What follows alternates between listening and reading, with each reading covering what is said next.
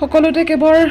বানৰ তাণ্ডৱ আপোনালোকে সকলোৱে গমে পাইছে সকলো ডিষ্ট্ৰিক্টতে কেৱল বানপানী আৰু প্ৰকৃতিৰ যি নিদৰ্শন কেতিয়াও নোহোৱা কৰিব নোৱাৰি আৰু যি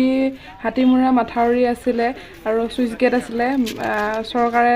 20 কোটি টকীয়াৰ চুইচ গেট দিছিলে আৰু কিমান ধুনীয়াকৈ ভাঙি গৈছে সেইটো সকলোৱে দেখিছে আৰু ভঙাটোতো ভাঙিলে আৰু তাৰ পিছৰ দৃশ্যটো চাওক চবেই দেখাই আছে দলংখন যেতিয়া মাথাউৰিটো ভাঙিছিলে তেতিয়া চবেই চুইচ গেটটো ভঙাৰ সেইটো দেখাই আছিলে কিন্তু এতিয়া ভাঙি যোৱাৰ পিছৰ পৰিৱেশটো চাওকচোন গোটেইখন সাগৰ একদম মহাসাগৰ দৰে হৈ বিলীন হৈ গৈছে পানীয়ে আৰু যিসকলে ঘৰ কমপ্লিট তেওঁলোকৰ ঘৰ দুৱাৰ পানীত ডুব গৈছে আৰু তেখেতসকল যিহেতু শিবিৰত আছে আৰু চৰকাৰক মই এটা অনুৰোধ জনাম যে যিসকল পানীত ডুবি গৈছে সাহায্য প্ৰদান কৰক তেওঁলোকক আৰু পানীৰ ব্যৱস্থা কৰি দিয়ক যিহেতু এইবোৰতো পানী খাব নোৱাৰে খোৱা পানীৰ ব্যৱস্থা খাদ্য ব্যৱস্থা কৰি দিয়ক